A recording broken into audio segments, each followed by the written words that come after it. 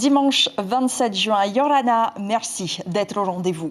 Depuis plusieurs mois, les affrontements entre bandes de jeunes issus de quartiers voisins se multiplient. Les rixes sont même diffusés sur les réseaux sociaux, ce qui amplifie le phénomène. Accueil royal pour le Telebao-Piti à Maupiti, un navire qui enrichit désormais l'offre de transport maritime dans l'archipel des îles sous le vent. En préambule de la table ronde sur le nucléaire, nous vous proposons de faire connaissance avec une malade. Vanida Teariki est atteinte de 3 cancers possiblement radio-induits. Son histoire est à découvrir dans ce journal. Au chapitre sportif, Vénus prend sa revanche sur Pirée et remporte la Coupe de Polynésie. Les joueurs de Samuel Garcia décrochent ainsi leur ticket pour la Coupe de France. Et du côté de Mataya, les performances des rameuses ne sont pas passées inaperçues. Vous allez le voir, la relève est assurée. Il y aura aussi de la pêche au gros et de la boxe dans notre page sportive avec Maruki Duri. Et enfin, vous allez entendre ce discours prononcé en 1992 dans lequel il est défendu dur comme fer que le statut d'autonomie de la Polynésie est le seul qui puisse permettre le développement du pays. Il est signé Gaston Floss, c'est notre Fénois d'entendu dimanche. C'est un phénomène loin d'être nouveau, mais qui connaît une recrudescence très inquiétante depuis quelques mois. Des affrontements entre jeunes se multiplient sur fond de rivalité favorisée par les réseaux sociaux. Des adolescents souvent livrés à eux-mêmes en manque de repères ou d'autorité. Ismaël Tahiata et Marcel Bono les ont rencontrés. Ils ont cru payer en repère quand ils sont arrivés en masse. Et nous, on est restés sur place. On les a regardés. Bon, après, on les a entendus crier sur nous. Après, on s'est dit, bon, ils veulent se battre. C'est plus, on est juste arrivés là. La situation aurait dégénéré sans l'intervention des forces de l'ordre. Des bagarres ici, il y en a tous les week-ends. Le papillon fait toujours autant tourner la tête. Un défouloir où les jeunes s'en donnent à cœur joie. Vous connaissez Kitoro. Kitoro, carrément. Oui. Ah, c'est loin. Pas grave. On forme les jeunes de là-bas. On forme. Oui, on forme que pour les balades, hein. Pas payer les combats. À part les combats. Si, pour les balades. Forme aussi pour les combats. Après, c'est là, c'est là, on se défend. Oui, c'est eux qui nous touchent d'abord. Après, c'est nous qui touchons à eux d'abord. À l'intérieur comme à l'extérieur, ça grouille de monde. Dehors, des mineurs pour la plupart. Ils viennent de partout. Il y a plein de gens qui viennent de loin, ils viennent taper au manège ici. Voilà.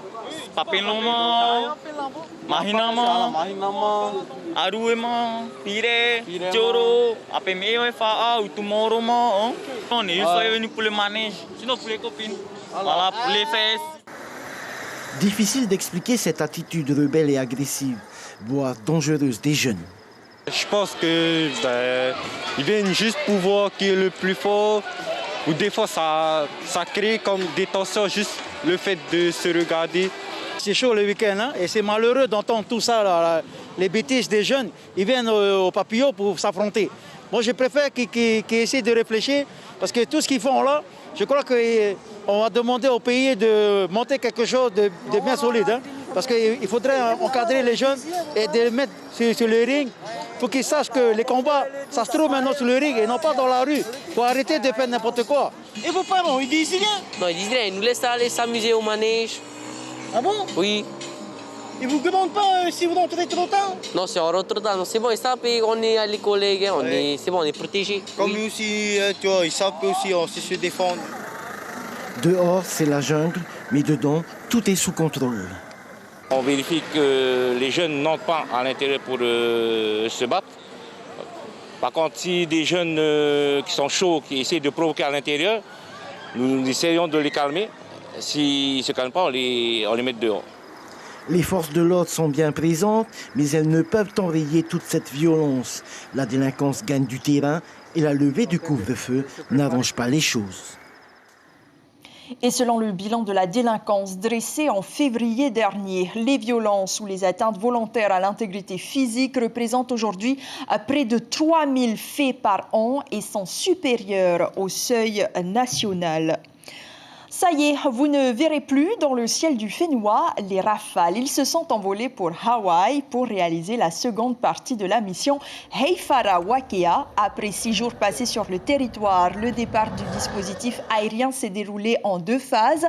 L'A400M, l'avion ravitailleur, a décollé hier d'abord, puis le reste des appareils ce matin. Un dernier spectacle admiré par plusieurs habitants jusque sur l'eau. Après de longues minutes d'attente, les plus chanceux ont été récompensés. C'est un privilège, déclare l'un d'eux au micro de Jacques Damour. C'est un privilège parce que on n'a pas l'occasion d'en voir tous les jours. Et c'est le fleuron de l'aéronautique française. Je pense qu'il faut insister sur ça. Tu as apprécié, toi, leur présence et leur séjour ici? Je pense comme tous les Français d'outre-mer. Je veux dire, la sécurité du territoire, ils sont là et puis merci la France. L'opération se poursuivra donc chez nos voisins du Pacifique où des échanges et des exercices seront réalisés avec l'US Air Force. Il a quitté son port d'attache Papeete vendredi soir et a rallié Maupiti dimanche matin après 3 escales. Sur place, la population a réservé un accueil dans la plus pure tradition à son désormais second bateau de liaison, le Teremaupiti. Les commentaires de Jeanne Piquet-Powira sur des images de notre correspondante Rosanna Meihuta. Les 380 mètres d'altitude du mont Teuraf Atiu ont vu.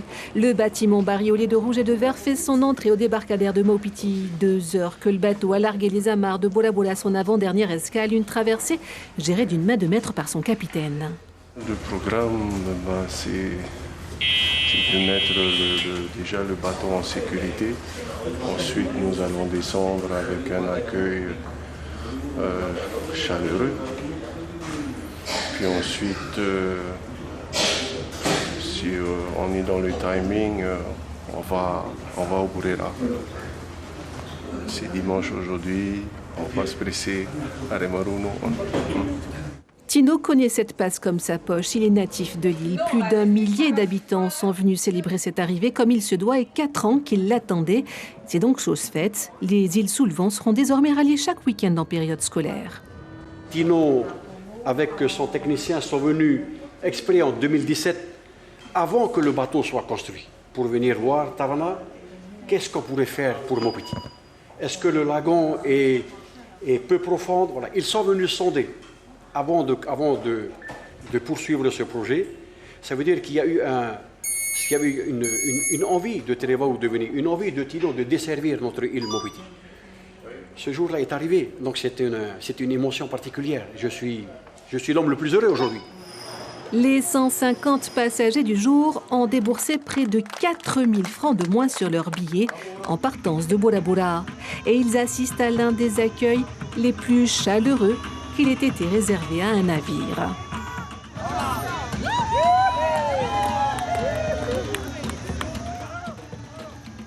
Et sachez que les voyages du Teremaupiti entre Tahiti et Moorea débuteront le 2 juillet. Que pouvons-nous attendre de la table ronde prévue la semaine prochaine à Paris? Une chose est sûre, la délégation polynésienne s'est envolée avec l'intention d'aborder les aspects économiques, sociaux ou encore sanitaires des malades qui souffrent aujourd'hui de cancer. Voici l'une d'entre eux, Vanida, 50 ans, fille d'anciens travailleurs à Moruroa. Depuis 16 ans, ces 3 cancers vraisemblablement radio-induits guident sa vie. Elle raconte son vécu à Brigitte Olivier, Hiro Terulutua. Vanida, 50 ans, sans enfant, mariée avec un homme qui l'aide beaucoup, attend quoi? Elle-même ne le sait pas. Sa vie est un cauchemar. Depuis qu'à l'âge de 37 ans, on lui a découvert un cancer du sein, puis du foie, puis de la vésicule biliaire, 2 Evassan en France, chimiothérapie, radiothérapie. Le parcours d'une femme très malade, dont le père, ancien travailleur de Moruroa, est mort d'un cancer en 2005.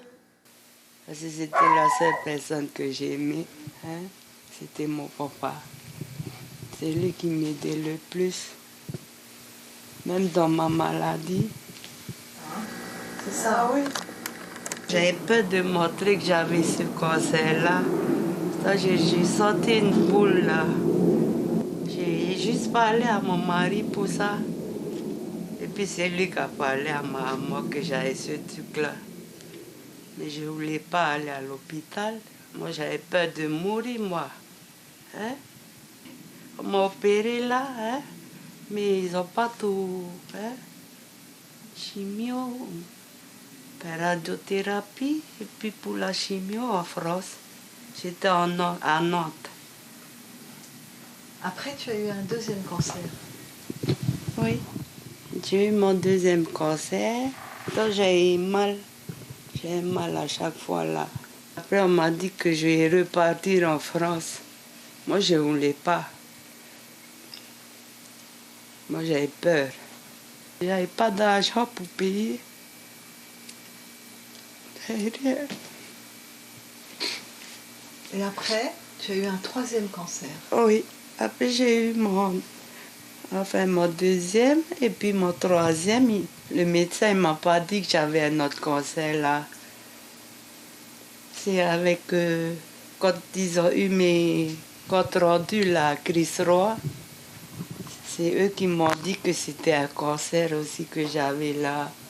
Et toi, tu veux qu'on te reconnaisse un statut de victime des essais nucléaires? Ah oui.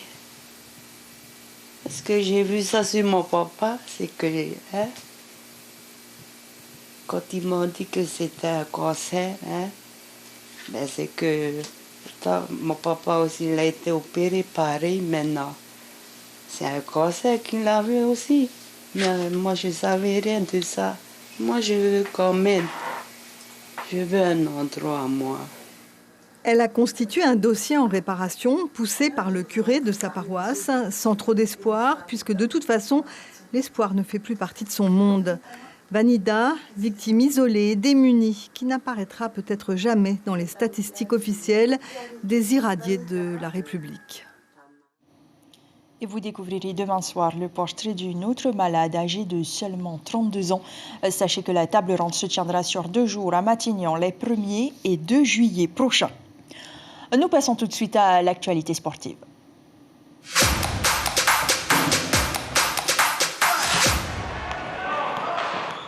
Bonsoir Marouki. Bonsoir Ayata.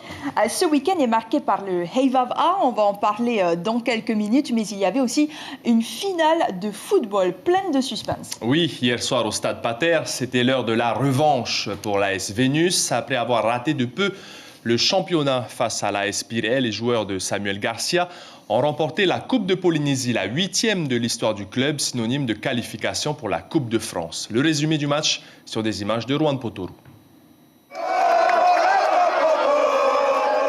L'amertume de la 2e place en championnat il y a 15 jours a disparu au bénéfice de la saveur d'un titre tout aussi prestigieux. Après son doublé Coupe Championnat en 2018-2019, Vénus renoue avec le succès et du même coup avec la Coupe de France. Je peux être fier de nous tous.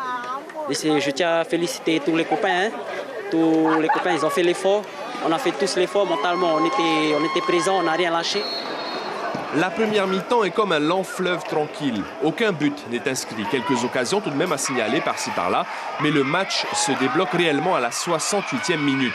Pirée ouvre le score sur corner par l'intermédiaire de Gervais Chanka.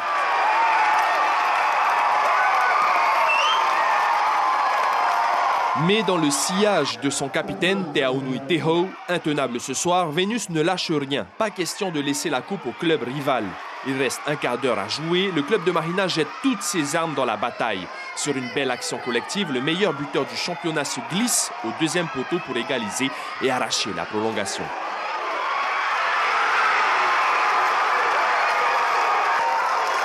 Jamais rassasié, celui que l'on surnomme Filou s'offre un doublé pour conclure la saison en beauté et donner la victoire aux siens à l'issue d'une prolongation haletante. Ce soir, je pense qu'on a montré un bon état d'esprit parce qu'on a bien vu que Pirée, c'était une grosse équipe. Ils ont mené et nous, on n'a pas douté, on n'a rien lâché. On est très heureux ce soir, c'est la récompense de l'ensemble du travail qui a été fait cette année. Je n'oublie pas les joueurs, bien sûr, parce que c'est pour eux, c'est leur détermination, mais aussi tous les bénévoles et tout le staff. Et j'en profite pour remercier tous les entraîneurs du club, parce que de U11 à senior, on est champion. L'étendard de l'AS Vénus flotte de nouveau au sommet du football polynésien et c'est amplement mérité. Et en principe, l'AS Vénus doit partir en métropole pour disputer la Coupe de France dans le courant du mois de novembre. On passe au Va'a. À moins d'une semaine du Va'a Team Auréa, les passionnés avaient rendez-vous ce week-end du côté de la pointe de Tehoro pour les courses lagon. Après le V3 et le V6 hier, aujourd'hui, place au V1 et au Va'a Tauati. Les jeunes cadettes de Tebayuta, notamment, avaient à cœur de rester reines chez elles. C'est un sujet à la touche féminine qui a été tourné par Théophane Teritua et Marcel Bono. L'embarcation, la tenue traditionnelle, rien n'est laissé au hasard pour un Heiva Va'a Mata'in, un rendez-vous où l'on représente avant tout son district. Mihinois, elle, se prépare comme une véritable championne. Elle est la favorite de la course des cadettes et parmi ses adversaires, il y a notamment des rameuses de Fa'a. Notre objectif, c'est d'avoir le podium EDT et de faire connaissance avec d'autres comme Bora, Wahine. Quand ambition et tradition riment avec performance, les générations de rameurs et de rameuses s'affrontent à la loyale sur un plan d'eau chargé d'un mana, celui du Va'a. Et le sport allié au folklore, on dira que c'est un peu comme le bon vin.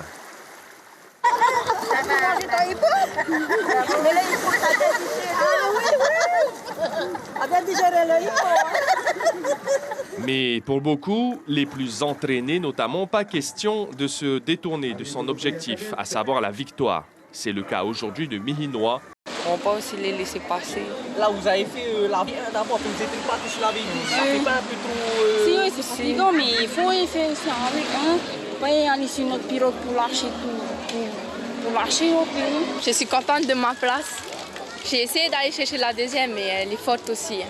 Les deux devant qui étaient des moments, elle était forte. L'expérience des courses de lagon est encore plus belle quand on sort les Va'a Tauati, ces pirogues doubles, symboles de navigation à la rame. Nos jeunes cadettes ont pu disputer la course reine parmi les seniors dames. Et le prochain rendez-vous du Va'a, ce sera vendredi et samedi pour les courses en haute mer du Heiva et notamment le Va'a Team Auréa à suivre sur notre radio Polynésie la Première. On reste sur l'eau. Plus d'une centaine de pêcheurs ont participé hier à un concours de pêche organisé par l'association des pêcheurs de Vaipopo et la ville de Punaouia. Et c'est un pêcheur de Huahine, Gilbert Pitori, qui a remporté le jackpot d'1 400 000 francs grâce à un haura de 256 kilos. C'était une journée longue et intense pour les participants au concours. Hier, il y avait de grosses pièces qui ont été ramenées. Mais il n'y a eu qu'un seul vainqueur, interviewé par Juan Potoro au moment de la pesée. On l'a eu à 1 heure juste à la pointe de Montréal, en revenant. Et je félicite mon équipe. Mon équipe, on était 4-5 dessus. Et super. Et à part le Seigneur. Mais sinon, le plus important, on a bien discuté. On offre le poisson à la commune de Punaouia pour les associations qualificatives. Voilà. Tu es venu de Huahine exprès pour ce concours? Exprès pour donner coup de main un peu à la commune de Punaouia. Nous partons à Ayatia, Maruki. Vendredi soir, il y avait un gala de boxe en hommage à un grand champion. Le premier mémorial au nom de Heimata Neuffer, décédé en novembre dernier dans un tragique accident de la route. Il a été organisé à Uturoa, dans la salle Omnisport. Plus d'une vingtaine de combats au programme de la soirée avec la participation de clubs de Tahiti, de Moorea, de Huahine et bien sûr de Ayatea. C'était le premier événement en hommage au Aito de Raromatai. Son père, Pascal Neuffer, est au micro de Julien Vescovali. Je crois que Heimata a été aimé aussi ici. Ouais. Ça, tout le monde veut. C'est dommage qu'il est parti. Non, tu as vu le travail qu'il avait fait. Ouais. On termine cette page sportive par deux performances d'enfants du Fénois en apnée. D'abord aux Bahamas, au Dean's Blue Hole. En marge de sa préparation pour la plus grande compétition d'apnée au monde, Denis Gromer a atteint les 105 mètres en immersion libre. Ce sont les deux images de gauche. À droite, Hinatea Penila Marere. C'est elle classée 8e des championnats du monde d'apnée en piscine en dynamique monopalme avec un total de longueur de 211,8 mètres. Bravo à nos deux athlètes. C'est ainsi que l'on referme notre page sportive de ce dimanche. Merci beaucoup, Maruki, pour toutes ces informations sportives.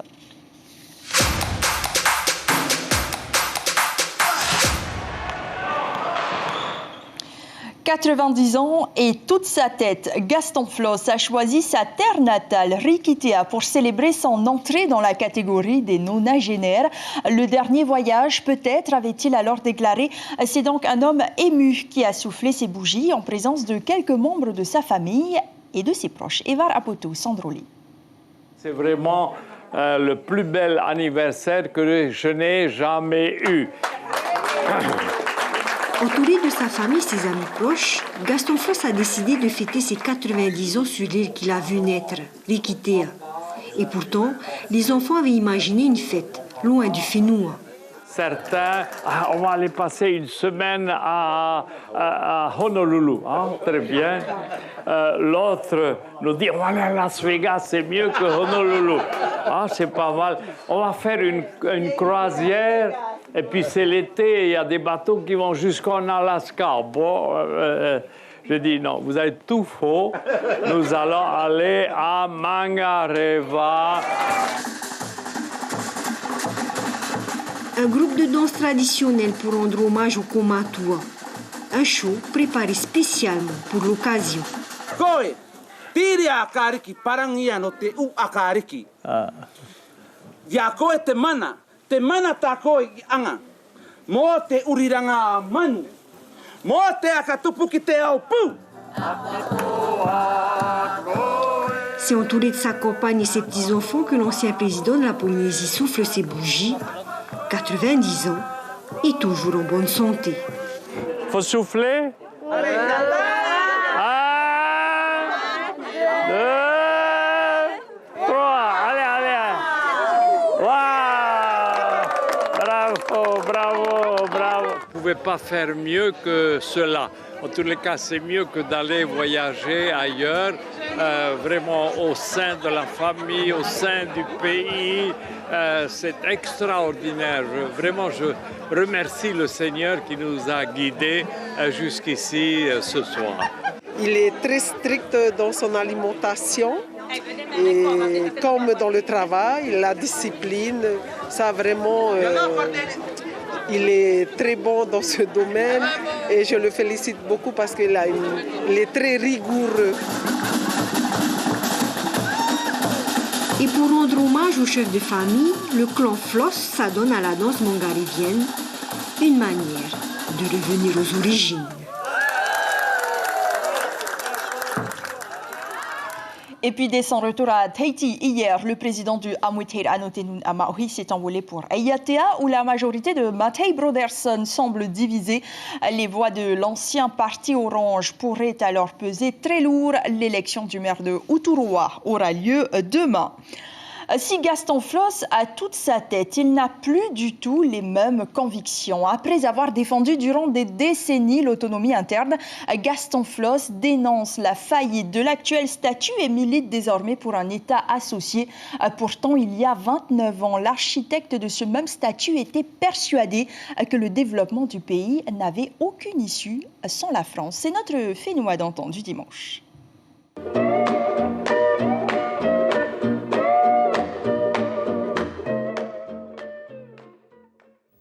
La Polynésie française fête le 8e anniversaire de l'autonomie interne, une célébration sous la forme d'un défilé des associations culturelles et sportives du territoire. Un rassemblement populaire pour rappeler que depuis 1984, des Polynésiens élus par les Polynésiens veillent à la destinée du territoire. Le président Floss l'a souligné dans son allocution en précisant que le développement de la Polynésie devait se faire en partenariat avec la France. L'autonomie, c'est l'autonomie dans la République. On a souvent présenté l'autonomie comme un pas vers l'indépendance. Je veux réaffirmer ici qu'il n'y a pas d'issue au développement de ce territoire sans la France. Avec elle, et en son sein, dans un partenariat libre et digne, nous veillerons à construire une Polynésie dont nos enfants puissent être fiers, où il fera bon vivre. Le président Floss a dressé un bilan positif des 8 années d'autonomie. Au plan social, les Polynésiens bénéficient d'une protection sans équivalent dans la région. Au plan culturel et linguistique, l'académie est reconnue par tous nos voisins. Quant au système éducatif, il est en cours d'adaptation. Notre statut nous donne droits et devoirs. Nous avons des devoirs vis-à-vis de notre jeunesse, nombreuse et dynamique. Nous devons lui assurer une éducation de qualité susceptible de permettre à chacun d'assurer et de diriger sa vie. La charte de l'éducation est une réponse à ce problème. Beaucoup reste à faire encore en Polynésie. Le président Floss l'a dit lui-même, des questions comme l'environnement et la démographie devront être abordées. Pour l'instant, le gouvernement continue de mettre l'accent sur le développement économique.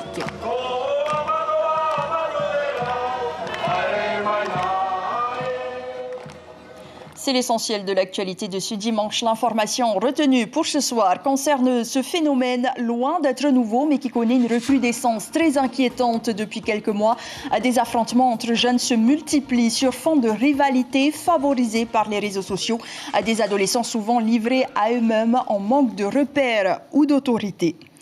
L'actualité à venir, mardi sera organisée la fête de l'autonomie à Papeete. Elle lancera les festivités du festival Taititi Amai et plusieurs animations sont prévues dans la capitale. Jeudi s'ouvre la table ronde sur le nucléaire à Paris. Elle se tient sur 2 jours. Une actualité dont nous vous rendrons compte chaque jour. Et en lien avec cette actualité, vendredi sera commémoré le premier tir nucléaire réalisé en Polynésie le 2 juillet 1966. L'association Mururoa Tato et l'église protestante organiseront une marche avant de se rassembler à Paufey.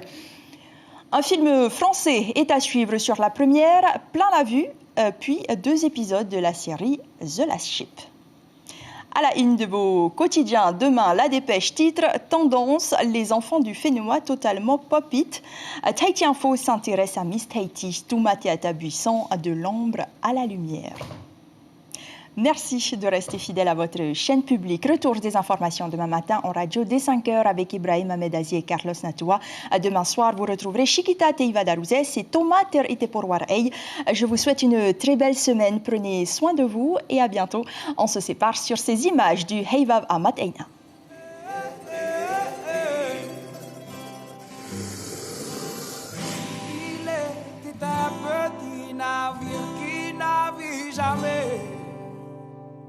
Jamais navigué, jamais navigué,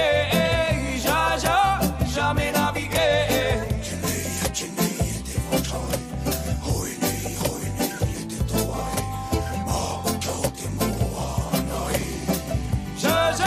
Jamais navigué.